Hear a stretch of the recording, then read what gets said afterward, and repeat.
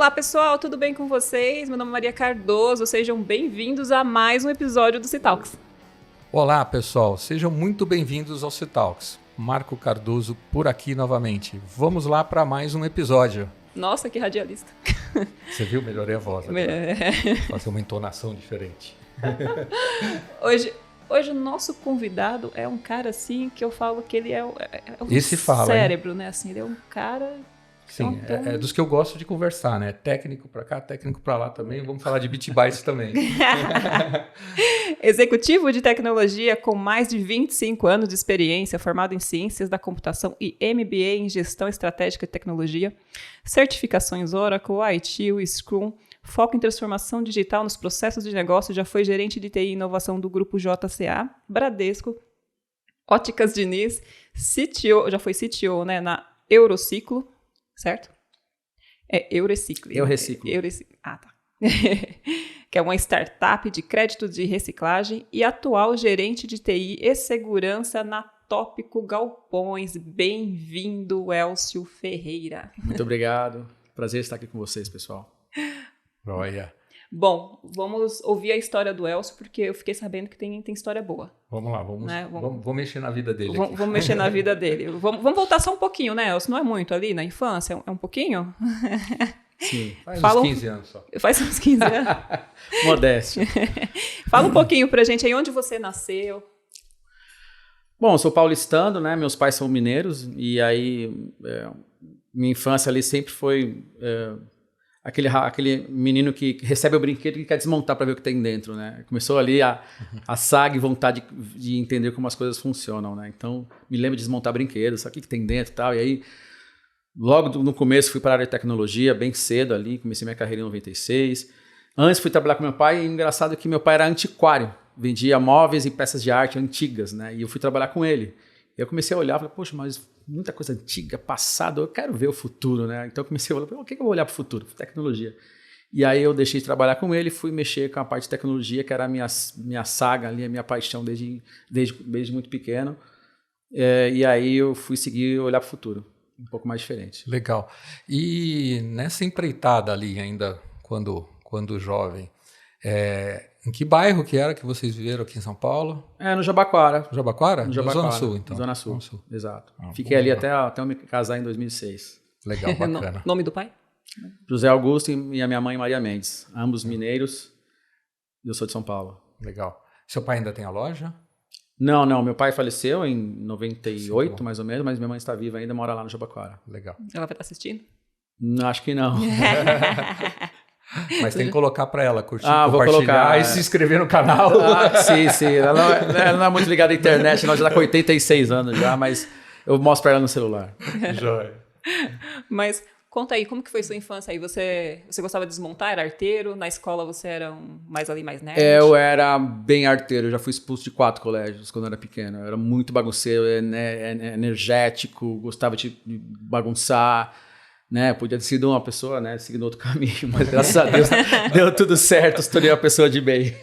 A maior prova de que, né? É agitado ainda hoje, né? Ainda sou. A maior prova que a infância não definiu, foram expulsos de o colégio. Exato, minha infância não me definiu. Eu acho que toda essa energia e vontade de descobrir coisas e brincar e ser uma pessoa que se comunica, fala bem. Também falar, você não parece TI, né? Que geralmente TI é uma pessoa mais introspectiva, uma pessoa que não conversa muito com ninguém, é meio nerdzinho. Eu sou um cara que gosta de tecnologia, sou meio nerd, mas gosto de me comunicar, gosto de navegar pelas áreas, pelos diferentes níveis profissionais, né? E essa questão de navegar entre as áreas é o que eu acho que faz toda a diferença em TI, né? Total. Não faz sentido TI só por TI, né? Então, assim, TI precisa ser aplicado ao negócio, né, Elcio? Total. Acho que faz bastante sentido o que você está falando. Porque eu comecei a me desenvolver bastante. Eu lembro que eu entrei numa indústria, num grupo gráfico que eu trabalhei durante 10 anos. E eu entrei lá como programador e fui programando, desenvolvendo software durante quase 10 anos. E eu criei um software que controlava a empresa inteira. Contas a pagar, receber, contábil, estoque. O famoso RP. O famoso RP. Comecei a fazer em Delphi. E o mais legal é que eu desenvolver lá permitiu primeiro conhecer processo. E aí quando você conhece processo, você fala como é que funciona o departamento de contas a pagar e receber? Como é que funciona estoque? Compras, expedição. E quando você conhece processo de negócio, você começa a entender do negócio, aí você se torna um melhor profissional, porque às vezes como profissional, você em TI, você foca tanto na tecnologia, só que você esquece de olhar para, mas por que eu vou usar tecnologia, né? Como é que eu trago valor para o negócio? E aí, como você falou, quando você começa a entender melhor de negócio, conversar com as pessoas, saber interagir com os diferentes níveis, você aprende mais e se torna um profissional melhor. E você falando agora, me veio uma coisa que eu acho que a gente não falou diretamente em outros episódios, né? A gente falou muito de aproveitar as oportunidades. Mas uma coisa interessante que você falou assim, a gente tem que ser curioso, né? Muito. Acho que curiosidade ajuda bastante. Curiosidades, né? Entender como as coisas funcionam, porque é ruim, né? Quando você tem um projeto para entregar e você não se preocupa muito com para que ele vai servir, qual que é o resultado que ele vai trazer, né? Como é que você consegue transformar e entregar aquilo, né? Em algum momento a gente vai falar sobre gestão ágil, a gente vai entender como é que entrega as coisas em pequenos pedaços, em espaço curto de tempo, mas ao mesmo tempo você fala, bom, por que eu vou entregar esse resultado? O que ele vai mudar a companhia e por quê? E aí com essas perguntas você começa a entender de estratégia, e aí a estratégia faz você seguir mais longe. Joia, bacana. Falando um pouquinho ali do trajeto até a sua primeira liderança, esse que você falou foi a sua primeira experiência? Tecnologia foi a segunda experiência, essa empresa que eu trabalhei durante 10 anos, foi ali que eu tive a primeira pessoa do meu time para liderar e foi muito legal. Foi nesse momento, em 2004, ali, 2002, que eu fui fazer ciência da computação e depois fiz um MBA, porque na hora que eu fui fazer um MBA em 2005, eu percebi, puxa, mas eu não gosto só de tecnologia, eu gosto de gente, eu gosto de criar time, de liderar, de trazer pessoas para seguir um projeto em prol de um objetivo específico, né? Então comecei a entender que eu gostava bastante de gente e de processo, não TI em si, TI como um meio, não como resultado, como um final. Eu posso falar que eu vi que o seu time atualmente gosta bastante de você, né? O pessoal ali... Eu acho que eu criei times muito bons por onde eu passei, né? E toda vez que eu percebia que o time ali precisava de um engajamento, né? Eu ia pelo caminho da estratégia de fazer o time se sentir parte do negócio, parte da engrenagem, e qual a importância que eles tinham no processo. Então, não é aquela pessoa que, olha, faz isso porque eu estou mandando. Não, peraí, olha, eu vou te trazer aqui, você vai ter que entender por que você está fazendo isso, qual a sua importância na engrenagem, no processo, qual que vai ser o resultado que você vai contribuir. Poxa, e agora você me lembrou de um post falando sobre essa questão da relação com a equipe. Bueno, um grande abraço. Ontem eu vi um post desse meu amigo, ele tem uma empresa com um software de alocação, chamada Eloca. E eu achei muito legal esse post dele, porque ele levou todo o time dele para assistir Capitão América. Que legal. Que ideia bacana, né? Assim, bacana. Eu nunca pensei em levar o time para assistir um filme junto. Boa ideia, eu vou fazer isso. Falei assim, que legal, né? É diferente isso daí. Ó. Vamos guardar aqui, ó. Obrigado, Bueno, pela ideia. Muito legal, muito legal. Mas aí, seguindo para as próximas experiências... Então, comecei minha carreira em 96, era dentro de um laboratório, depois fui para essa indústria, depois fiquei 10 anos, em 2010 eu entrei no Grupo JCA, e o Grupo JCA é uma holding que dentro dela está Aviação Cometa, Aviação Catarinense e Autoaviação 1001, que é a maior empresa de transporte do Rio de Janeiro, e lá fui transitando em várias empresas, comecei pela menor empresa, que é a Metalogística, e hoje chama-se Buslog, e comecei transitando entre as empresas, sempre liderando os times de tecnologia, né? E entendendo como que eu posso transformar um negócio trazendo inteligência, né? Trazendo sistemas, integrações, união de processos e, de novo, me apaixonava pelo processo da companhia. Então, como é que a companhia pode transformar um negócio de ônibus, de carregar, por exemplo, a Metalogística é uma empresa do grupo que carrega encomenda expressa na bagagem do ônibus. Ninguém sabe que existe isso, quase ninguém sabe, mas tem. Sim. No Tietê, a cada 10 minutos sai um ônibus, por exemplo, do Rio de Janeiro, né? Então, tem uma grande malha aí para ser usada para transportar encomendas, né? Então, implantei diversos projetos de transformação digital, ainda programava, 2010, 2012, programado em Java, em Delphi, criando sistemas para integrar outros sistemas. Naquela época não tinha muita coisa de cloud, né? 2010, sim, não tinha muita facilidade de usar cloud, mas a gente desenvolvia muita coisa para integrar os sistemas. Então, sempre que a empresa tinha um RP, e ali tinha algum gap que não podia ser coberto pelo RP, eu construía sistemas para cobrir esse gap. Satélites. Né? Satélites, exatamente. Você tem uma característica essa que você gosta bastante ali, de pôr a mão na massa mesmo, de desenvolver. Até hoje. Como equilibrar o líder, né, ali, que tem que estar ali olhando os times, né, tem um lado, e equilibrar também o lado do Elcio, que gosta de estar lá também, de sentar e começar a codar, enfim... Muito oportuna essa sua pergunta, porque é difícil, né? Você lidera um time de tecnologia, tem que fazer a parte de gestão de pessoas estratégicas, ao mesmo tempo você não pode ir muito para o técnico, então não sobra tempo para você fazer a gestão. Então eu tento me equilibrar nesse sentido, e geralmente, onde eu estou agora, por exemplo, eu faço isso para todas as que eu passei, né? Eu entro num desafio técnico, aprendo como funciona e falo, time, eu aprendi, vem cá, vou ensinar vocês, agora é com vocês tocam aí, agora eu vou fazer outras coisas, eu vou fazendo isso, eu vou descobrindo coisas novas, aprendo como funciona, chamo o time aprende junto e a gente vai capacitando. Isso é bacana, isso, por quê? Quando você lidera um time muito técnico, eu já percebi isso todas as vezes que eu passei. Se o líder desse time não é técnico, o time não tem admiração por esse líder. Ele fala, como é que esse cara tá mandando eu fazer isso? Ele nem sabe o que eu tô querendo fazer, né? Então, as pessoas não respeitam muito. Faz diferença, né? Faz. Assim, a gente até conquista um pouco de respeito, sim. Mas quando você sabe o que você está falando, o que você está pedindo, o prazo, o quanto demora para alguém fazer alguma coisa, exato. Né? Você tem essa noção, aí realmente você ganha mais credibilidade. Exato. Né? Exato, porque assim, parece que o chefe fica só cobrando para entregar, o cara nem sabe que é tão complexo, acha que é simples. Não, eu sei que é complexo, eu consigo... E o bacana, né, Marco e Maria, quando você sabe a complexidade daquilo e o time sabe que você sabe, é uma conversa de igual para igual e você fala a linguagem deles. Então você vai falar de framework, de biblioteca, de microserviço, de API, eles sabem do que você está falando e você sabe a complexidade. E aí você, como executivo de TI, você consegue pegar esse techniquez, traduzir e levar para o board. Sabe aquele negocinho que pluga o sistema e aí eu tenho que transferir o dado de um sistema para o outro? Pois é, isso é muito complexo. E o time está demorando por causa disso. Então eu preciso que vocês entendam, vamos rever o prazo, vamos entender aqui para eu trazer mais tecnologia, mas também posso chamar um terceiro para ajudar, porque aí eu consigo traduzir. Então acho que a grande capacidade do líder, que é muito técnico, é também ter a capacidade de traduzir isso para o nível executivo. E aí você conseguir transitar nas áreas, aí que eu falei agora há pouco sobre transitar em vários níveis que eu gosto, eu domino o técnico, mas também eu consigo traduzir para o estratégico. E aí isso acho que é um grande diferencial. Sim, sem dúvida nenhuma. Você trabalhou um tempo no segmento financeiro, né?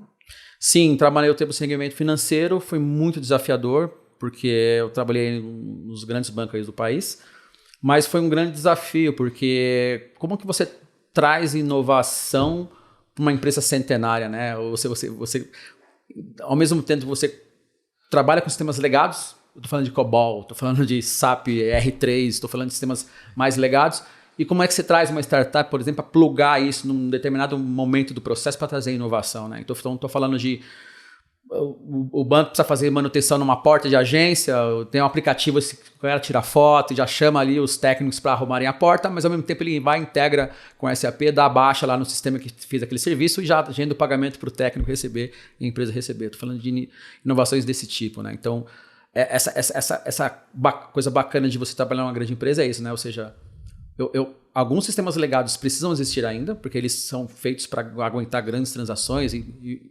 enormes volumes de dados, mas ao mesmo tempo eu trago inovação para conectar e ter uma coexistência nesse todo esse ecossistema de sistemas legados e novos. Tá. Deixa eu fazer uma pergunta mais para o lado de pessoal aí. Como é que foi essa partida lá do cara que começou ali como desenvolvedor, né, até chegar à liderança? Que tropeços, que degraus você teve que subir, né, para conseguir a primeira função de liderança? Primeiro foi desapegar, saber delegar. Eu acho que isso a gente tem essa barreira às vezes, né? Você faz, deixa que eu faço. Aquela síndrome do deixa que eu chuto, sabe? Deixa que eu chuto, deixa que eu faço. Peraí, mas alguém vai chutar para mim, né? Como assim, né? Eu vou delegar, eu vou tirar aqui do meu filho que eu tô fazendo e vou deixar alguém fazer. Primeiro você tem a maturidade de saber que você precisa delegar para você crescer. E precisa também preparar outros também. Então você precisa entender que você tem que preparar próximas pessoas para te ajudar e ajudar essas pessoas a crescerem na carreira para que você também consiga crescer. E você consiga também ter a maturidade de falar assim, bom, eu preciso delegar isso para que eu consiga distribuir aqui e o time ficar mais coeso e escalável. Senão se você começa a centralizar tudo em você, a empresa não cresce, você não tem time, o time talvez nunca vai crescer e você não dá oportunidades para as outras pessoas. O resultado do time é o nosso resultado, né? Exato, isso. Exatamente isso. Você acha que trabalhar ali no segmento financeiro foi o mais desafiador? Não foi. Foi desafiador, mas não tanto. Eu trabalhei em outros segmentos como transporte, como por exemplo, varejo, ótica de Diniz, por exemplo, bem desafiador. E agora, trabalhando no setor também de warehousing, aí, de galpões, também não é nada pequeno. Assim, são grandes desafios da indústria. E são vários segmentos diferentes, né? O que você viu de semelhante entre esses segmentos e o que você viu de diferente entre segmentos? Porque eu trabalhei muitos anos em indústria farma, né? Sim. Eu falo que nos piores anos de indústria farma que eu tive, eu ainda tinha dinheiro para trabalhar. Né? Então, quando você fala em varejo, por exemplo, você está falando de uma operação nervosa 24/7, às vezes, né? Sim. Né? Assim, você citou o nome de um varejista aí, com várias lojas. Sim. Então, aí você fala de logística, é completamente diferente. Total. Porque, né, eu tive uma passagem pela Varig Logística, né? E então você comentando sobre os ônibus, a gente tinha parceria com os ônibus, que a gente trazia. Né? A gente trazia aviões do Brasil inteiro para Guarulhos, isso à noite. À noite a carga se transacionava ali em Guarulhos e voltava para as outras cidades. Né? Então, e aí... Depois tinha que fazer as últimas milhas, né? E as últimas milhas ou eram de ônibus, ou eram de caminhão, algum outro meio, né? Então são business diferentes. Então o que você viu de semelhante nesse período todo e de diferente? Olha, o bacana do profissional de TI é que, diferente de outros profissionais, né? Às vezes, se você está trabalhando numa indústria de pneu, uma indústria de outro tipo, você precisa conhecer aquele business. O TI não, você consegue transitar em vários níveis porque as necessidades são as mesmas, né? Então, por exemplo, eu trabalhei na indústria de transporte. Tinha lá especificidades da indústria de transporte, mas a parte de tecnologia, como banco de dados, infraestrutura, RPs, folha de pagamento, sistemas de bilhetagem, de venda de passagens, algumas coisas eram específicas, mas sempre as mesmas. Alta disponibilidade, segurança, equipe para suportar a parte de dados, a equipe para suportar a parte de infraestrutura, a equipe para suportar a parte de sistemas.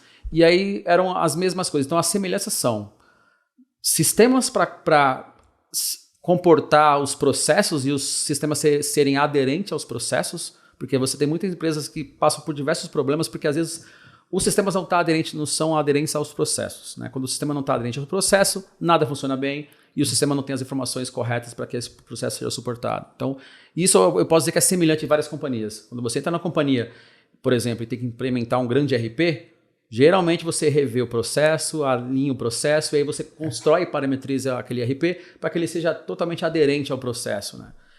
E as semelhanças são essas, as dificuldades das empresas deixarem os sistemas aderentes aos processos, mas os processos revisitados. Né?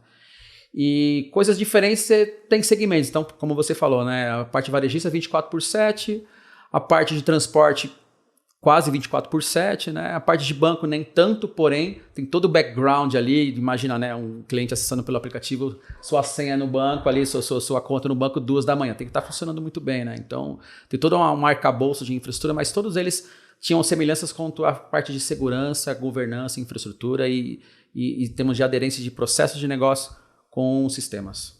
Legal. Uma resposta meio longa, né? Mas não, tá ótimo, ótimo. Eu estava pensando um pouco no que a gente conversou um pouquinho antes aqui no back office sobre essa questão de tecnologia e emprego, né?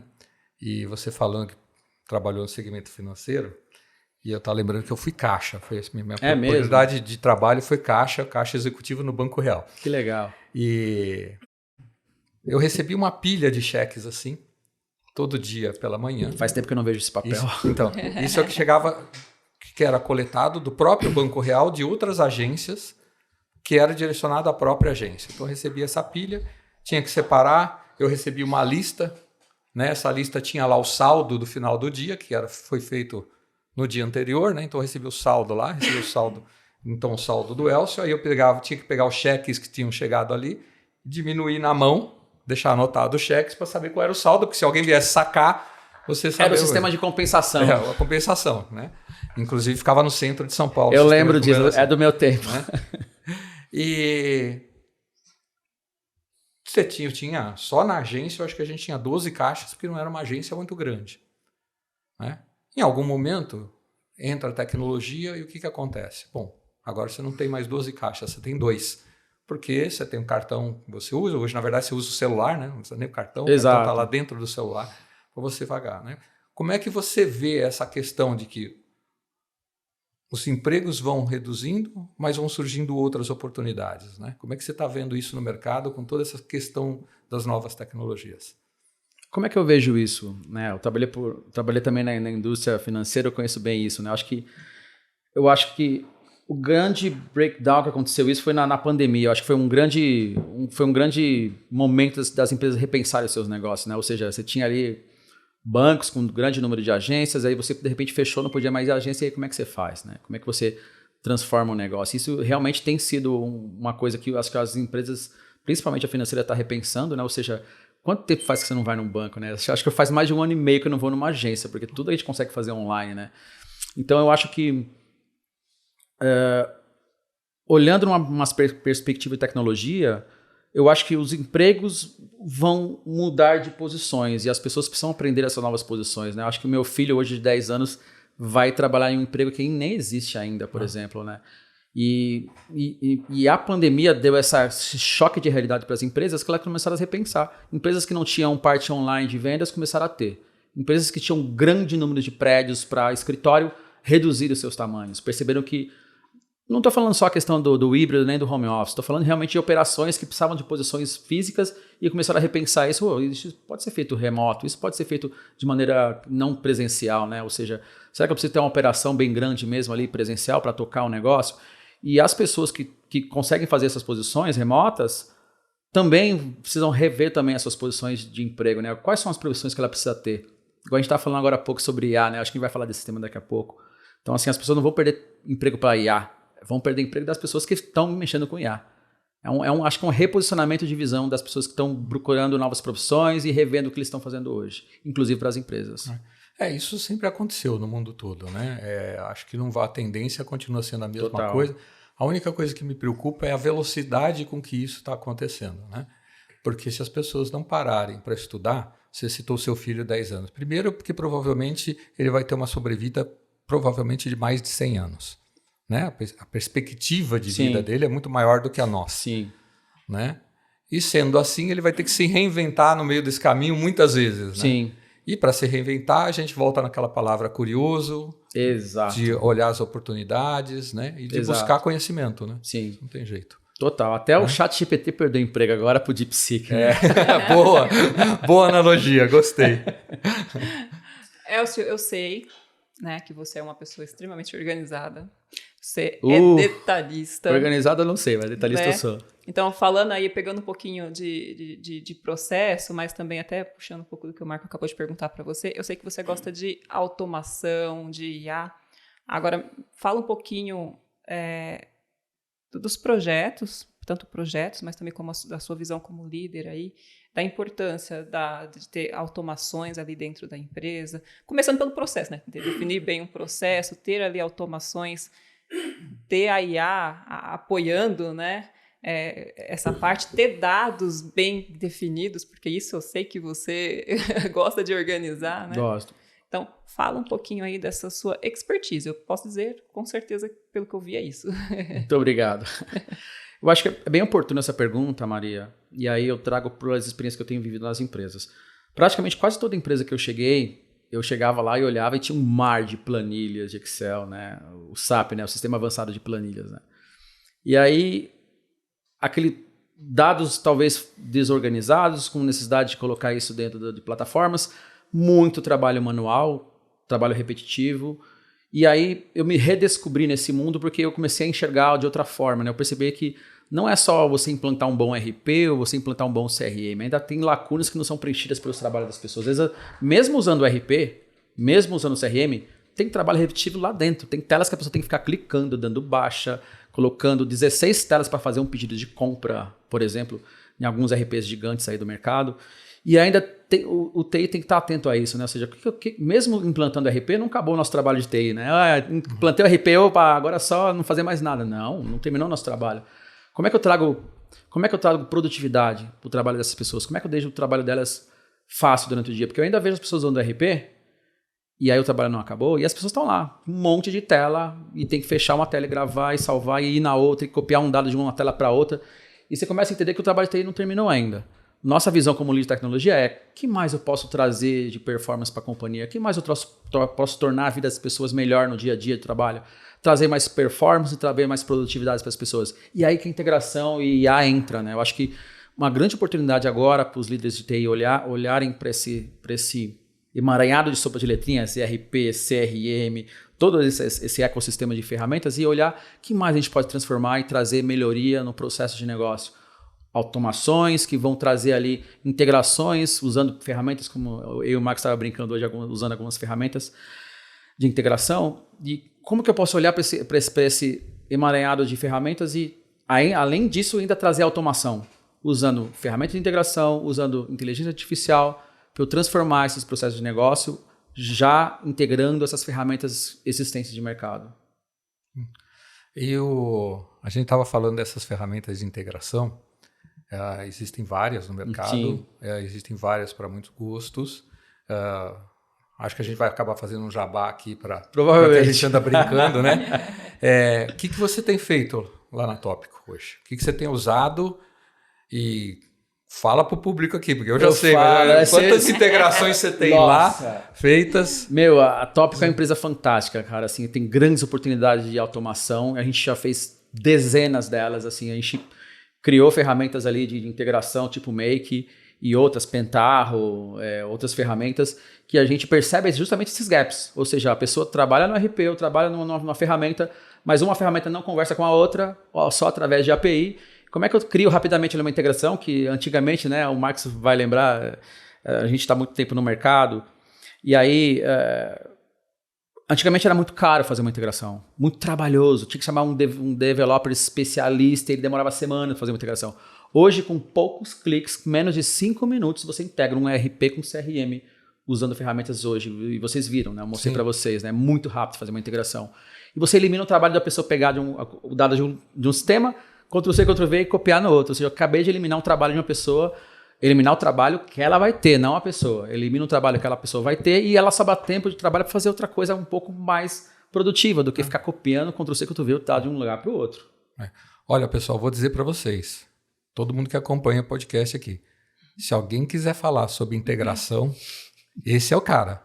Esse é o cara. Modéstia à parte, obrigado. Olha, realmente eu vi um volume de integrações que eu ainda não vi em muitas empresas e a um custo muito interessante, tá? Não vamos fazer aqui propaganda da ferramenta, mas, enfim, conversem com ele. Primeiro que ele é um cara legal, vai abrir espaço para vocês tirarem dúvidas e é tranquilo.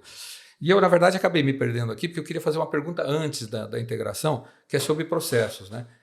É o que você falou, assim, no geral, toda empresa precisa de um RP e precisa de um CRM. Mas sabe onde eu acho que as empresas erram? Na falta de uma empresa, um software, na verdade, que seja e organize os processos.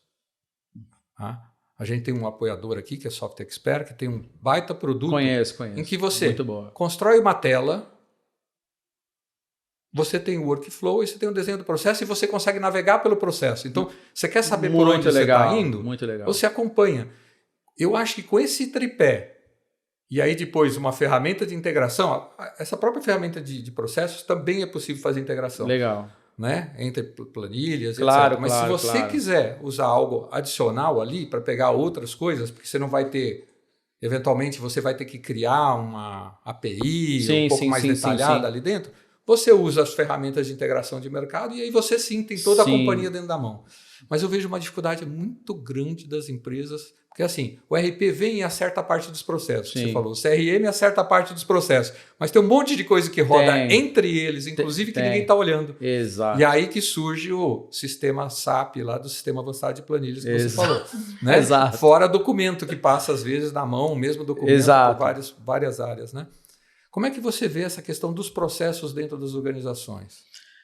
Eu acho bem oportuna a sua pergunta, Marco, porque também, como eu bem falei no começo, né, eu gosto bastante de processo, né, porque entendendo o processo faz me entender como é que eu entrego um valor para o negócio usando tecnologia. E é bem verdade o que você falou, realmente tem essa lacuna, né? Então, na companhia a gente fez integrações ali com ferramentas de integração, criou um workflow também, usando plataformas de workflow também. Esse que você citou da Software Expert, acho que já conheço essa empresa, é bem bacana também. Depois quero conhecer essa ferramenta. Mas eu realmente vejo isso, porque às vezes as pessoas... primeiro que eu vejo um gap também, né? Ou seja, a pessoa entra na empresa, talvez ela não é bem treinada, talvez ela não conhece muito bem o processo, e ela talvez não conhece bem o RP. E aí não conhece o CRM, talvez não é treinada, e aí ela não conhece o que ela faz, ela cria a planilha para fazer o controlinhozinho dela. Exato. Então, eu acho que também falta um apoio do processo do negócio. Ou seja, a pessoa entra, vem cá, como é que é o onboarding, como é que eu faço ela conhecer os processos da companhia, conhecer como que esse é o processo dela dentro das ferramentas. E aí sim, depois disso, se tiver um gap, a gente vai preencher usando a ferramenta que se faz esse complemento. Né? Por isso que eu estava te falando sobre essa ferramenta. Existem outros no mercado, é claro, né? Mas imagina que eu tenho o desenho do processo sempre, mas ele não é um desenho que está lá no PowerPoint ou num chart qualquer. É um negócio, um desenho que está vivo. Né? É o BPMN que está ali, muito bom. Em que você sabe que o processo começa ali, eventualmente, com o preenchimento de um formulário, e esse formulário pode estar num Word da vida, ou pode estar dentro da própria ferramenta, que eu estava falando agora há pouco. Aí esse formulário passa para alguém inserir mais uma informação depois, porque é de outro departamento, que precisa de uma informação que está no SAP, que traz para cá. Isso é muito bom. Né? Imagina, isso seria um baita treinamento para as pessoas. Porque com você certeza. tem lá o desenho todo. O desenho né? do processo como ele é. Né? Você tem como funciona, né? Porque você entra uma pessoa, você entrega assim, ó, aqui são os procedimentos que você tem que seguir. Vamos lá, quem é que lê? Ninguém. Eu não leio. Né? Tem coisas que são obrigatórias, né? Eu vim da Claro. indústria farma, então eu sei que o cara tinha que ler, ele tinha que ter treinamento obrigatório. Inclusive tem o registro desses treinamentos. Né? Você não vai deixar uma máquina lá que você produz um remédio e não sabe como você limpa. Você tem que limpar aquela máquina muito bem para não dar contaminação cruzada, tem um monte de coisas assim. Então, tem coisas que são obrigadas a ler, mas quando você olha o setor administrativo no geral, você não tem já esse mecanismo esse outro processo tão avançado de treinamento e tudo. E depois, isso vai se desgastando com o tempo muito rapidamente. Né? Sim. Agora, se você vai lá e altera o processo, você vai ter as caixinhas lá, você sabe onde começa, onde termina, quem interage, o que impõe, o que sai de cada um dos processos, né? Eu acho bem oportuno isso que você falou também. Eu acho que ferramentas de BPMN fazem bastante sentido, justamente por isso. Acho que é o próximo nível que eu vou atacar lá depois das integrações. Acho que uma ferramenta de BPMN vem muito a calhar. Porque é o que você falou, ninguém lê procedimento. Mas se eu tiver isso desenhado numa plataforma que eu possa usar ela e seguir, se eu tiver dúvida, onde é que parou isso aqui que ninguém aprovou? Eu vou lá no BPMN, parou aqui, essa pessoa não aprovou ainda, por isso que não andou. É muito mais fácil. Facilita demais o trabalho das pessoas. Eu tô falando, ninguém lê procedimento. Com IA fica mais fácil você ler o procedimento, né? Porque você vai perguntar lá, vocês já fizeram algum projeto nesse sentido de juntar os procedimentos da organização e criar um robô ali, um chat lá, que você pergunte lá, como é que eu faço para tirar férias? Ou como é que eu faço para construir o galpão aqui, né? Exato. Eu acho bem bacana. O Max não está falando, eu vou olhar para essa câmera aqui, mas ele é um cara também muito esperto nessa parte de tecnologia. Tá me mostrando os brinquedinhos dele, ele também sabe fazer bastante coisa de IA, viu? Eu acho bem bacana, Marcos, porque eu não posso falar aqui porque é estratégico, né, do que eu estou fazendo na Tópico, mas tem bastantes projetos bacanas que você pode integrar com ferramentas de chat, com ferramentas de WhatsApp, e trazer ali uma automação que vai te ajudar a trazer dados para o projeto de negócio, para tomar decisão, trazer informações de processo, mas que não fica na cabeça das pessoas. Né? O problema é quando a pessoa está com a pessoa sai de férias, e agora o processo acabou. Né? Quer dizer, quando você traz isso para os sistemas e consegue desenhar isso em ferramentas BPMN ou na IA e deixar ali um processo de negócio digitalizado, você ganha escala, porque a pessoa saiu de férias, o processo continua. E aí você tem que usar essas ferramentas para te auxiliar no dia a dia. Bom. Tem outro tema que eu sei que você gosta bastante também, que é a metodologia ágil, né? Quando você começou a usar agilidade? Gosto muito do tema, né? O pessoal tem um hype, né? Lá de ágil, agile e tal, e é muito legal, né? Porque eu comecei a usar bastante quando eu entrei na startup, na Recicla, foi bem bacana, né? Porque além das cerimônias do Agile, né, das dailies, retrospectiva, né, planning, não é só isso, né? Agile, que eu entendo, é assim, quando você tem um problema e você tem que entregar valor para o negócio, geralmente no método Waterfall, você pega um projeto e faz aquela cronograma gigantesco de 6 meses e aí você entrega o valor ali no final. Quando você usa o método ágil, eu acho muito mais fácil de fazer, porque você consegue destrinchar o problema em pequenas partes, entregáveis e mensuráveis, e você consegue nas sprints entregar. Então, olha, nessa versão do sistema, vamos entregar a primeira feature aqui, nessa sprint aqui, e vocês já vão poder testar e validar. Estamos no caminho certo? É o que vocês estão querendo? Não é. Então, vamos já ajustar agora. Do que depois de 6 meses chegar e entregar o projeto, não é isso que eu queria. Então, eu vi muito nas organizações que era de fazer um projeto no método Waterfall, você desenhava ali no escopo inicial, depois de 6 meses mudou o gestor, mudou o diretor, mudou o processo, quando chegava no final, não é, volta para a mesa, tem que mudar tudo de novo. No método ágil é um pouco mais diferente. Você vai fazendo um PDCA no meio do caminho e você vai entregando valor a cada sprint, né? Então, acho que a grande vantagem que eu vejo do Agile não é essa questão das cerimônias, sprints, isso é muito legal, é bacana. Mas quando você destrincha em pequenas entregáveis e com entrega de valor percebido. Eu acabaria virando um entusiasta bastante grande de metodologia ágil. Legal. Acho que ele, no fundo, se encaixaria para quase tudo que a gente precisa fazer em termos de projeto. Total. Eu não vou dizer tudo, porque como não conheço tudo, seria leviano de dizer que se encaixaria para tudo. Mas contando para você uma história, na última farma que eu trabalhei, a gente implementou um projeto de BI que acabou durando 8 meses e ela ajudou muito a metodologia ágil naquela implementação do BI. Você fala assim, mas ágil com projeto de BI? Por quê? Eu tinha um Product Owner lá que fazia o desenho do que ele queria de dashboard. Eu quero mais ou menos isso aqui. Então tá bom, eu vou te entregar isso aqui no próximo sprint.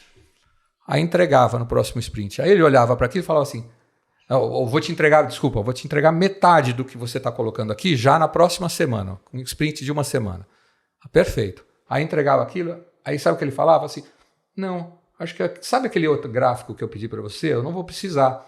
Eu posso colocar um outro tipo aqui. Esse que você fez, se você transformar nisso aqui, eu acho que já vai ficar legal. É isso que é legal. Né? Isso assim, eu fiquei assim, extasiado. Porque em 8 meses a gente tinha quase toda a companhia dentro da ferramenta de BI. Porque foi todo mundo, todas as áreas tocando desta maneira. Né? Essa é a vantagem. Eu quero um bolo todo bonito com 100%, mas até eu chegar ao bolo do 100%, tem que esperar ele ficar completo. Exato. Enquanto isso, eu podia estar lambendo lá o recheio. Exato. Mas exatamente isso. Acho que é isso que você falou, Marco. É exatamente isso, o valor. Aos poucos você vai fazendo e vai mudando no meio da fase. E aí as pessoas vão percebendo o valor e já vão ajustando já.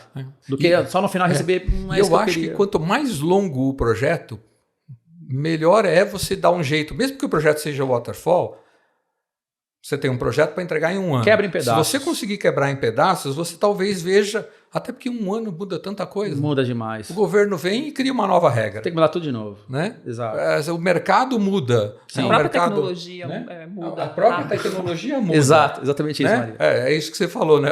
Veio o DeepSeek aí na sequência do outro. Aí você fala, eu testo, não testo, senão eu vou ficar para trás. Exato. Então, é lógico que a gente não pode ficar correndo atrás de tudo quanto é tecnologia que aparece. A gente não tem nem capacidade para isso. Mas o fato de você poder transformar algo no decorrer... É demais, é muito bom. É uma coisa muito bacana, né? E eu tenho, depois que eu aprendi e fui usando, eu nunca mais mudei o jeito de fazer gestão de projeto. Eu acho que não tem como voltar atrás e não fazer essa destrinchar em partes. Porque a pessoa que pediu, ela vai percebendo valor naquilo, né? Não tipo assim, eu te entrego daqui 1 mês. Não, mas peraí, na próxima semana eu vou te entregar a primeira versão, você já vai testando. Puxa, que legal. E a pessoa já vai tendo ideia, então, é o que você falou, olha, eu percebi que o jeito que eu pedi não tá legal, acho que era melhor mudar. E você já vai ajustando. Então, é uma entrega de valor para a pessoa que pediu e para o time de tecnologia é bom, porque o time vai se adaptando e não vai sendo frustrado com as entregas que não são percebidas. Eu acho que é bem isso. Muito bom. Perfeitamente. Como é que vocês estão na parte de dados hoje na Topical? Estamos muito bem, obrigado. A gente, eu trago um know-how também aí desde quando eu passei lá para o Grupo JCA e outras empresas. A gente percebia como tecnologia, né, que no começo da minha carreira as pessoas consultavam os dados direto no banco de produção, né, e pegava lá e fazia as query, aquela loucura. Eu falei, gente, peraí, não. Vai parar o ambiente, vai parar não o ambiente. Tinha aquela boa prática. O cara não vai conseguir emitir nota fiscal lá. Exato. E desde 2014, eu acho que eu já olho para ferramentas de ETL, Data Warehouse, Data Lake. Então, desde lá, eu sempre, quando eu chego na companhia, falo, bom, gente, o que vocês usam de dados? Direto na produção? Despluga tudo. Vamos construir uma base inteligente, Data Warehouse, D-1 de dados, nada de tempo real, a não ser que alguma coisa muito específica, mas aí a gente faz uma carga do ETL específica em algumas tabelas para não sobrecarregar o banco de dados de produção e joga em um outro ambiente, em outro, né? E já cria os data lakes específicos pelas áreas ou por departamento. Os data lakes vão dar as visões que cada área quer ver. Então, sempre na minha carreira, depois que eu fui aprendendo essa parte de estruturação de dados, eu fui estruturando as visões que a companhia precisava ver, já criando uma base separada e toda estruturada com governança, com segurança, sem sobrecarregar as ferramentas especialistas, né, que são as boas práticas que a gente faz. Sim. Perfeito. E como reduzir, porque terminar eu acho que é impossível, até por causa da quantidade de planilhas que a gente tem nas empresas, porque só tem na minha empresa, viu? Não tem mais nenhuma outra, tem um monte de planilha. Não tem, não. Né? Como é que você faz para reduzir os silos de informação, justamente? Só o líder de TI tirando Pode falar o que você está pensando. A bunda da cadeira, isso aí, não tem problema. E conhecendo as áreas. Que o líder de tecnologia, eu vejo hoje, e eu sei que vocês não me perguntaram, mas acho que essa a questão que está na mesa o líder de tecnologia tem que sair do seu cubículo de TI e sentar com as áreas e entender como funciona o negócio. Todo dia. Todo dia. Você está na área de operações, você está na área de compras, você está na área de fiscal, faturamento, como é que é seu dia a dia, deixa eu entender, porque só ele entendendo como funciona o processo de cada área, ele consegue entender por que tem esse silo aqui, né? Qual que é a deficiência, a necessidade desse dado, por que a pessoa tem que fazer tanta planilha, por que já não pega ali do RP ou já pega num BI.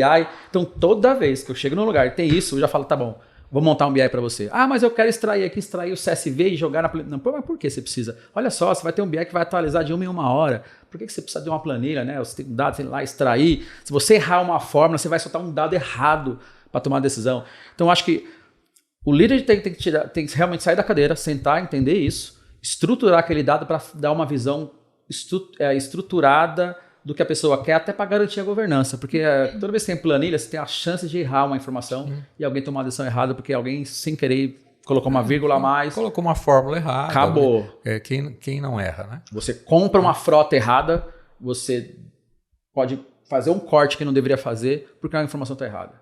Isso é inadmissível. E aí o líder tem que estar preocupado com isso, ou seja, com a arquitetura de dados. Eu sempre olhei isso, como eu já fui programador, e eu sei muito bem como tem que ter um banco de dados de sistema, eu sempre olho sobre a arquitetura. Como é que tem que ter uma arquitetura de dados e sistema, para que ela se relacione da maneira apropriada e eu consiga dar consistência e governança dos dados para a companhia. Muito bom. Nós falamos aqui sobre algumas tecnologias, Elcio, e você como líder, né, como que você escolhe ali as tecnologias que você vai usar ali naquela empresa, naquele momento? Porque hoje, tecnologias, a gente falou aqui de N, né? E tem muitas, né? E o tempo todo elas vão surgindo. Uhum. Como escolher, também não tem como usar tudo, não tem como usar todas. Não, né? não tem. Como escolher a que é melhor?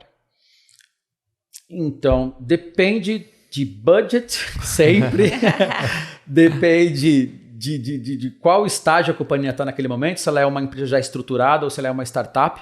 Como eu passei por startup e empresa estruturada, geralmente pelo momento você sabe, né? Então, se é uma startup, geralmente o fundo que está investindo tem parcerias com a Google ou com a AWS, você já tem ali alguns milhares de dólares ali já para usar de uma maneira gratuita durante X tempo e você consegue ali seguir uma linha.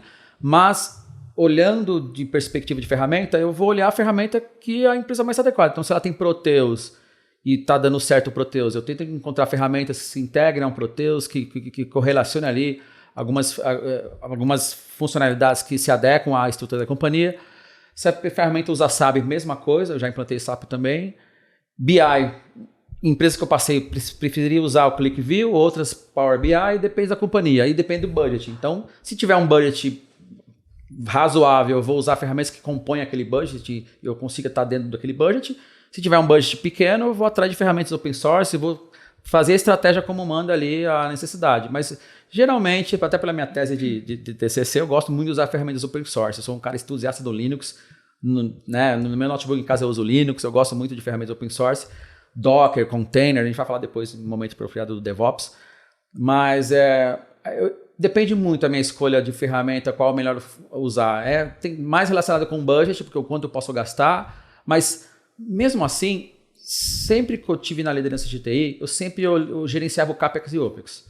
Então, não é só usar a melhor tecnologia, mas como é que eu uso a tecnologia trazendo o melhor custo-benefício para a companhia, né? Será que vale a pena comprar aquele CRM de moda ou é melhor um CRM mais em conta, mas vai trazer os mesmos recursos? Eu preciso olhar isso, né? Eu preciso saber como que eu vou entregar o melhor resultado com o menor custo possível. E depende muito do momento da organização Claro, também, né? Você falou de startup ou de empresa, mas quando você está numa empresa ali, uma empresa privada, uma empresa pública que seja, depende do momento que a empresa está, né? Sim. Eu, assim, não preciso necessariamente usar o da moda, né? Sim. Tem sempre um que está na liderança ali, sim, né? Sim, exato. Então você tem que tomar bastante cuidado, mas não é fácil para o gestor de TI defender uma solução que não é o da moda, né? Eu falo assim. E eu falo que, inclusive, gente, eu desafio aqui muitos gestores de tecnologia, não usem só o da moda, porque não é necessariamente a melhor solução. Perfeito. Exatamente não isso. Não é. Né? E assim, se posicionem nas suas carreiras, eu fiz isso. Algumas vezes eu apanhei muito, outras vezes eu apanhei menos, mas eu sempre apanhei para defender aquilo que eu entendia que para dentro da organização era o melhor naquele momento. Exato. Eu não tenho viés. Geralmente, hoje, no meio da companhia, a gente está usando uma ferramenta de workflow específica e agora eu percebi que é melhor usar uma outra, porque é um outro momento da companhia, como você bem falou, né? Então, não tenho aquela preferência, eu quero colocar no meu currículo que eu implantei SAP, que eu implantei Oracle, nada a ver, né? A gente tem que, talvez, ter no currículo quão bons resultados eu consegui trazer na companhia, independente de ferramenta que eu usei. E eu acho que para quem está começando, né, e é bastante técnico, tomar essas decisões são bem difíceis. Então eu gostaria de trazer aqui uma experiência. Eu já fui, viu, Elcio? Eu já fui aquele cara que gosta de uma solução só. Entusiasta. A minha entusiasmo, por exemplo, veio com redes, né? Eu aprendi rede novel, achava ela maravilhosa. Eu já usei. Continue achando ela muito melhor do que o que a gente tinha até o Windows. Quando o Windows veio, o Windows NT, eu ainda achava ela muito melhor. Sim. Ela lançou o AD, o Active Directory, que depois, né, na sua Active Directory, lançou o NDS, que depois foi copiado pela Microsoft. Tinha o GroupWise e tal. Isso, né? Até aquele momento eu defendi uma determinada plataforma, né? Porque era o meu começo, então você está ali vivendo a tecnologia. Claro. Mas quando você começa a usar um pouco da cabeça para comparar as tecnologias, você tem que largar isso. Exato. Tem que largar, gente. Não é porque 90% das empresas usam uma plataforma que você tem que usar a mesma plataforma. Exato. Tem que ser corajoso. Exato. Ou corajosa, né? Exato. Temos muitas líderes mulheres aí, ainda bem. Ainda bem. Né? Justamente para trazer essa junção de ideias que sejam diferentes, né? Exato. Né? Eu tenho vivido isso na minha carreira. E é justamente isso. Acho que no começo também gostava de falar, eu implantei ferramenta X, mas depois eu comecei a olhar e falei, peraí, eu tenho que focar em resultado, né? Ou seja, o que é melhor para a companhia? A melhor ferramenta ou um melhor custo-benefício? Eu percebi que era custo-benefício e é isso que eu tenho trazido nas últimas passagens pelas companhias. Muito bom. Você tem experiência aí, eu sei também que, de novo, é um assunto aí que você gosta de falar, que é a questão da cultura DevOps. Né? Fala um pouquinho aí, quais são os benefícios. Eu adoro esse tema de DevOps, eu adoro. Foi justamente na startup, né? Quando você tem um time de desenvolvedores trabalhando ali em esteira de produção praticamente, né?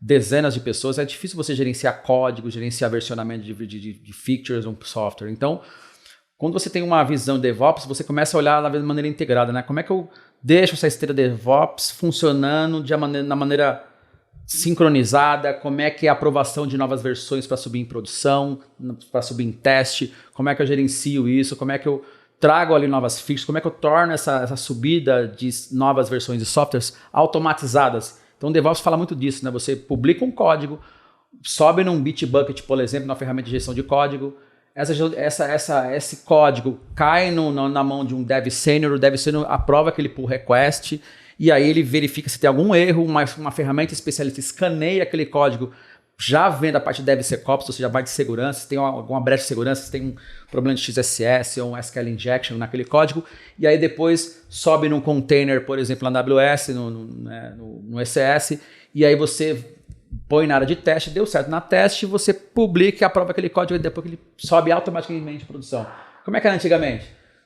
Você pegava um código, aí o pessoal não tinha como compartilhar sem usar Git, né?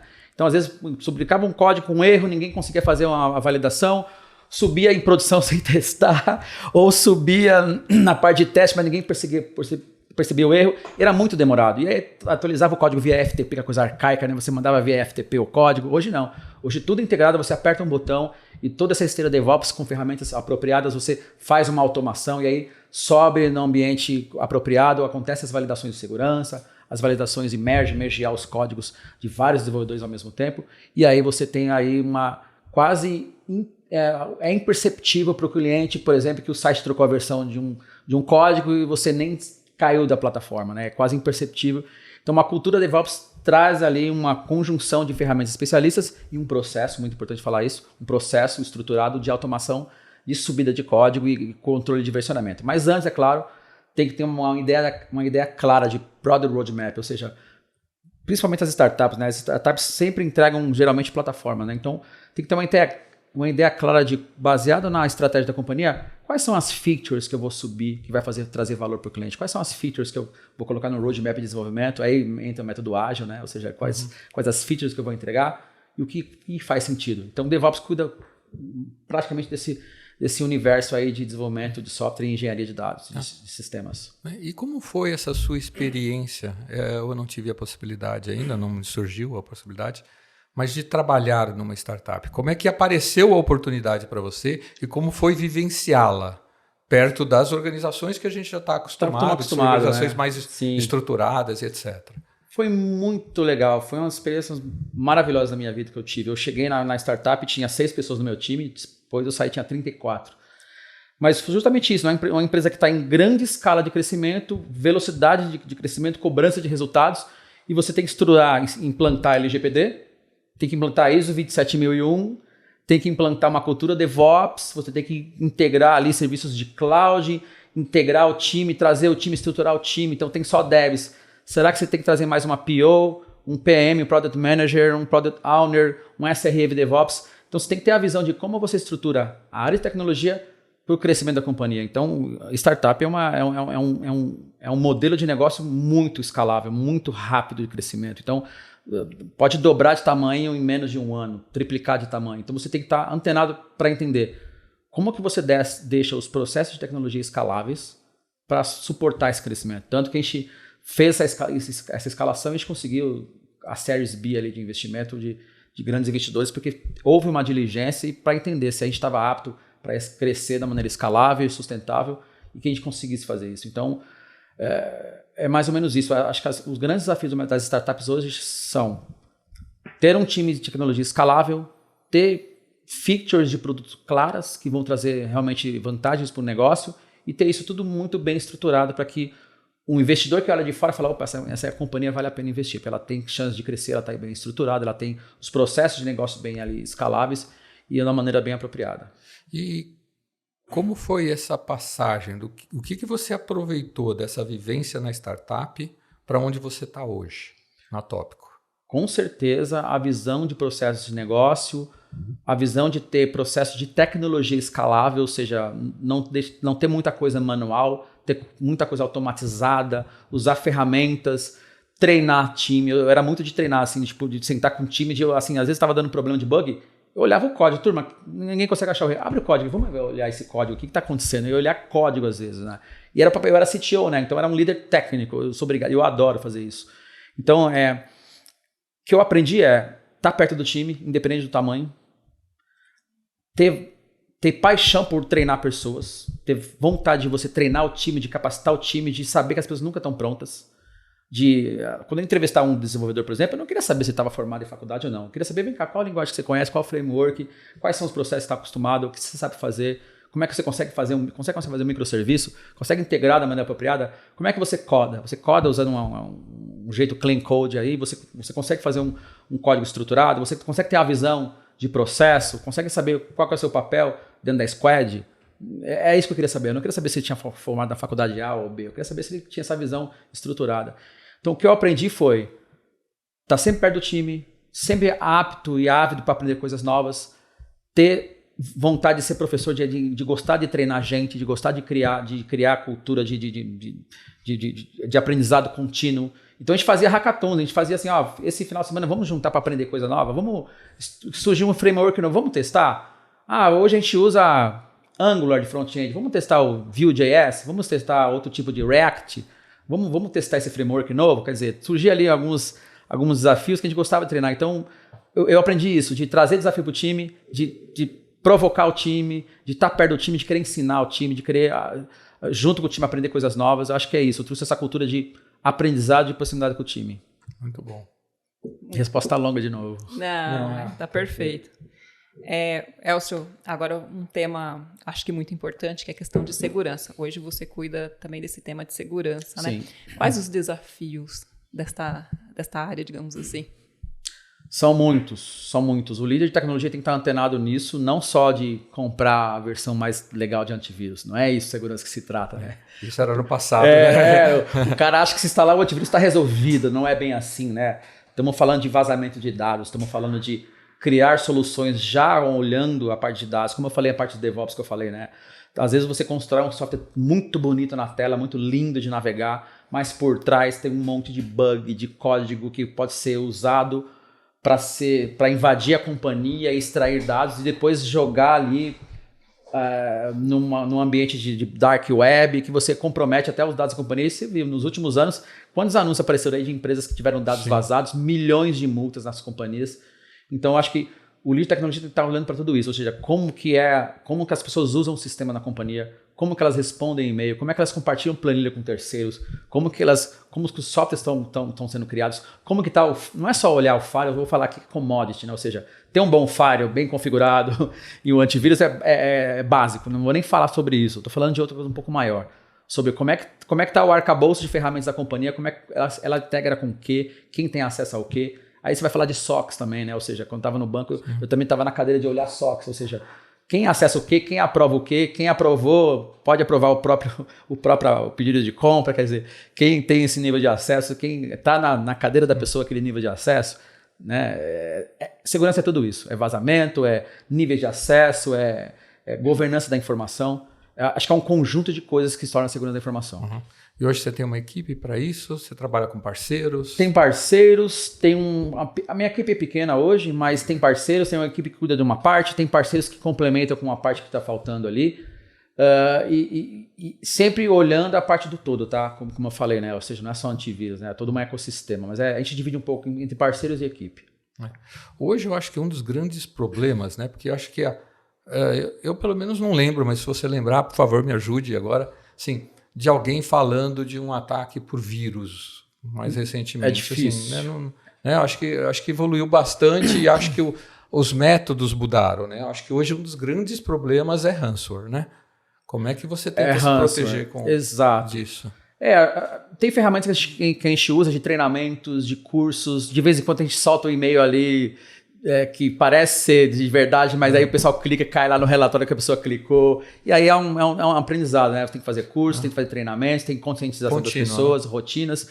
As ferramentas de segurança vão ajudar, mas tem que ter conscientização, é cultura. A cultura da companhia tem que estar voltada para isso. Então toda vez que chega um e-mail lá, se você ganhou não sei o quê, eu falei, já sei o que é isso. Eu vou olhar e clicar. Ele já sabe o que é isso. Mas ransomware realmente é uma porta de entrada, né? Porque perceberam que os servidores já estão bem seguros, a rede está bem segura.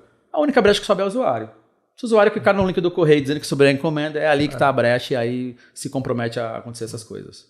Pior que às vezes o usuário clica nem tem nem para falar assim, não, mas é que eu tinha encomenda mesmo. Não, nem tinha. Não, nem tinha, né? Nem tinha. E a pessoa cai nisso, eu já vi muito isso e a gente tem esse mas quem não gosta de receber uma encomenda? Antigamente era carta, sabe? Antigamente era carta. Indo agora mais para a reta final, deixa eu perguntar, Elcio, você que tem essa mente inquieta, agitado. Imagina. Né? Eu tenho um exemplo em casa de pessoa que tem uma mente assim, inquieta. Quem é? Né? Como que você lida, né, com a pressão que a tecnologia, que a área da tecnologia em si acaba realmente colocando? Porque aí quem é de TI tem uma visão diferente das pessoas ali que apenas usam, né, da tecnologia. Você consegue ter uma visão mais à frente. Como que você lida com essa pressão de eu tenho que estar atualizado, eu tenho que ver o que está acontecendo, o que está mudando? E a pergunta é, você consegue dormir? A gente de tecnologia consegue dormir, pessoal. Alguns, viu? Alguns, veja bem. Olha, consigo. Eu tenho um filho de 9 anos e um de 5. De vez em quando eu ando de skate com eles e andando de andar. Eu ando de skate, eu tenho um skate meu. Eu ando de skate, final de semana é bem família, então eu tento equilibrar isso. Às vezes a gente fica, trabalhando ali, né, até um certo horário e tal, porque a gente sabe que a gente é responsável por uma cadeira que é bem importante. Mas é claro que a gente tem que ter alguma válvula de escape. Então, pratico esporte, ando de skate com meu filho, meu final de semana a gente só pensa em passear, a gente quase não fica em casa. Então eu tento equilibrar esse modo, porque eu sei que a pressão é grande. Então quando eu faço isso, toda a minha segunda-feira eu sou Love Mondays, eu adoro segunda-feira, eu adoro. Segunda-feira é o dia que eu tô lá totalmente energizado, tudo de novo, para poder vencer os desafios do dia a dia. Mas você tem que ter alguma coisa que te válvula de escape, e é isso que eu uso, família. E qual o nome dos filhos e da esposa, né? Esposa Fabiana, Lucas de 10 anos e Leonardo de 5 anos. Olá, pessoal, um abraço para vocês, viu? Beijo, turma. Você gosta de ler livros? Sim, gosto de ler alguns livros. Talvez, ultimamente, eu confesso que não tem sobrado muito tempo para isso, tá? Mas eu gosto de ler livros, gosto de Nassim Taleb ali, do Antifrágil, também a parte do Cisne Negro também, que fala um pouco do caos, né? Como é que você transita no caos, porque, de verdade, gente, tecnologia é isso. Sim. É o tempo todo.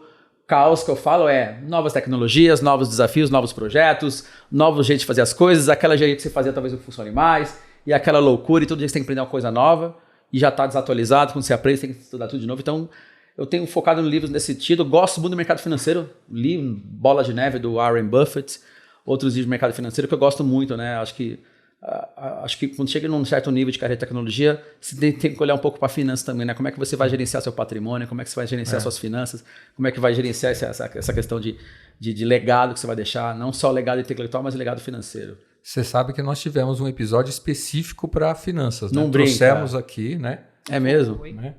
Os pais, né? Que hoje está na Empíricos. Um abraço, obrigado por estar aqui com a gente, né? Que é hoje do Banco BTG, né? Faz parte da estrutura do banco e deu umas aulas aqui para nós.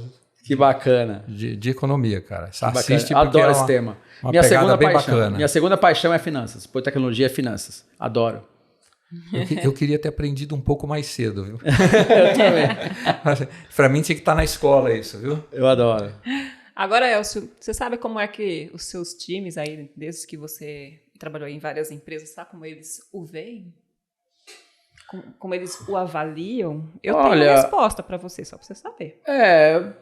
Tem alguns depoimentos deles no LinkedIn lá que corroboram o que eu vou dizer aqui, né? Eu tento ser um líder que tenta inspirar as pessoas, tenta trazer desafio todo dia para eles, tenta motivá-los de alguma forma, né? Tenta trazer algumas coisas. Até quando estava na startup, né? A gente tinha que tomar a decisão, por exemplo, de, olha, qual linguagem vai usar? Eu não gosto de ser aquele cara, o pessoal vai usar essa. A ordem vem de cima. Não, pessoal, olha aqui, vamos fazer uma votação? O que vocês acham aqui, né? O que pode ser votado, é claro.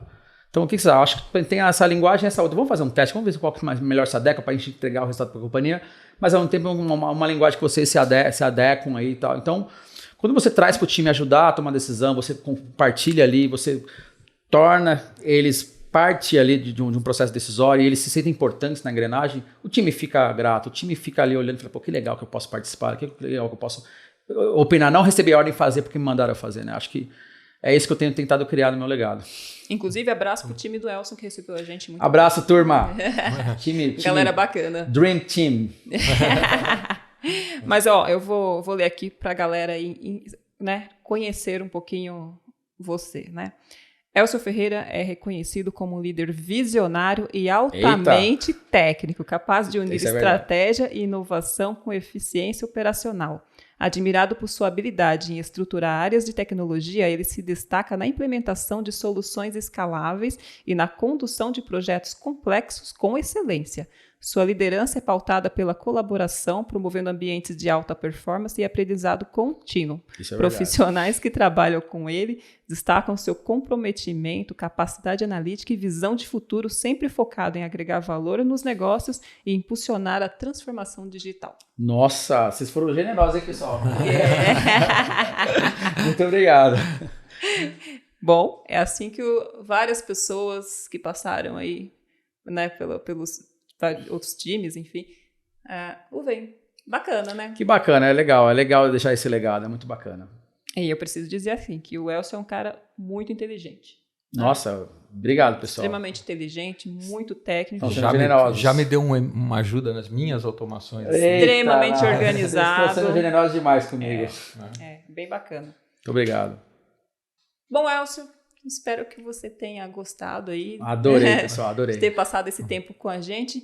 deixe uma mensagem para os líderes, para as pessoas, enfim. Para a equipe, para a família. Para a equipe, família. O momento é seu. Bom, empresas, se você é uma startup, por favor, estruture sua área de tecnologia, que ela seja estratégica, que ela consiga fazer uma esteira DevOps bacana, que consiga integrar todo o time de desenvolvimento, o time de POs, integrados às áreas de negócio, né? Traga as áreas de negócio para a TI, visite áreas de negócio que vocês consigam transformar as companhias.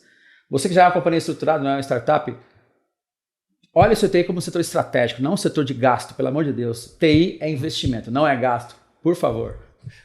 Muito bom. Assim. Gostou, muito né, bom, Marco? Gostei, porque a gente sofre, né? A gente sofre. E esse é um estigma que tem, né? Mas para mim é muito fácil de responder isso, quando dizem se nós somos ou não somos estratégicos. Então tá bom, eu vou desligar tudo. É mais ou menos isso. Vamos pensar? Vamos pensar. Você consegue tocar uma operação não tem como, toda? Não tem como. Eu duvido. Eu também duvido. É só pensar num aeroporto um dia com fechado por tecnologia. Vocês viram aquele dia que deu daquela pandemia do Cold-Strike lá, né? Isso. Parou o mundo inteiro, até os voos, um avião não subiu. Exatamente. O avião não saiu do chão. Exatamente. Parou todas as companhias, foi um caos. Então é isso, gente. Exato. TI é estratégica já faz muito tempo. Muito tempo. Né?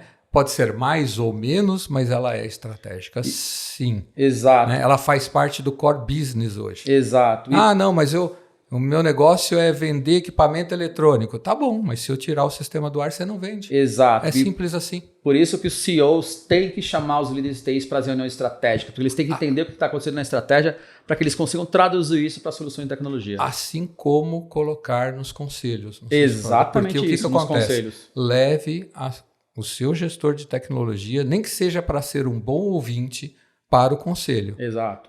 Porque ele pode colaborar, né, não só no sentido de ver negócios futuros, como também na questão e principalmente na questão de seguorça. Perfeito. Né? É isso, gente. Muito obrigado, bom complemento, Marco. Muito obrigado. Foi um prazer demais estar aqui. Foi uma honra conhecê-los e estar aqui. Quero ser chamado para os próximos, hein? Por favor. Com certeza. Muito obrigado, pessoal. Nós pretendemos fazer umas coisas diferentes esse ano. Né? A gente já tem aí o C-Talks, que é o que a gente toca hoje. Isso eu ia falar no outro episódio, acabei esquecendo. Nós temos o C-Talk Business, que são as empresas de tecnologia que queiram participar conosco. E vai vir o C-Talks temático. Ou seja, onde a gente vai discutir um assunto. Então, legal. Ou vamos discutir IA, vamos discutir dados, vamos discutir segurança, enfim, aí a gente vai específico nisso. Então, já esteja convidado para os próximos. Muito obrigado. Estou aqui apto. Com certeza. Bom, vamos aqui fazer o agradecimento aos nossos apoiadores. Vamos para o encerramento. Vamos para o encerramento. Agradecendo aqui ao Grupo Take, né, quando a gente fala aí de projetos personalizados, Talent Acquisition, Digital Workplace e parceiro oficial da Oracle, então é com a Take. Fala da Soft Expert você. Eu gosto de quebrar as pernas dela, ela fez o que eu vou falar.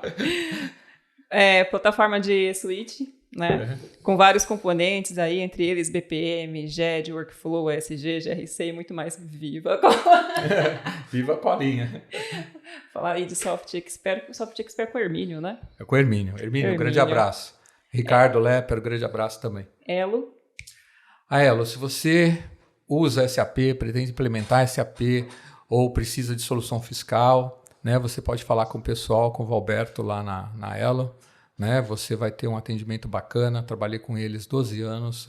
São pessoas magníficas lá. Então, SAP e Thomson Reuters é com eles. Vipor. A Vipor do grande parceiro do Ricardo Abrão, né, que eu devo muito, devo prêmio até que nós ganhamos juntos. Ricardo, um grande abraço. Né, então, se você trabalha aí, precisa construir seu data lake, seu warehouse, fala com ele. Certo. A Cisnet. Fala você. A Cisnet é a empresa de solução aí de infraestrutura e segurança. Como quando falamos em a Cisnet, a gente vai falar com o Zé Roberto. Zé Roberto. Grande Zé, grande corintiano, amigo meu. Isso pode ter ajudado ou pode ter prejudicado, viu, Zé? Desculpa aí. Mas, enfim, somos corintianos, isso não tem como tirar. E além dos nossos apoiadores do podcast, né, aqui, a gente tem aí uma parceria para descontos, né, e bolsas na Anshan, né, que é aí a Câmara do Comércio Americana, a Inova Business School e na Must University. É isso? É isso aí. Fora aí a parceria com a Startse também, né? A gente procura levar lá para o grupo oportunidade de estudo, de desenvolvimento, que é isso, né, Alceu? A gente não pode parar de estudar, não. Nunca. É isso. A joia, pessoal. Muito obrigado, pessoal. Muito obrigada. E Até a próxima. Valeu. Obrigado, pessoal. Grande abraço para todos. Tchau, tchau.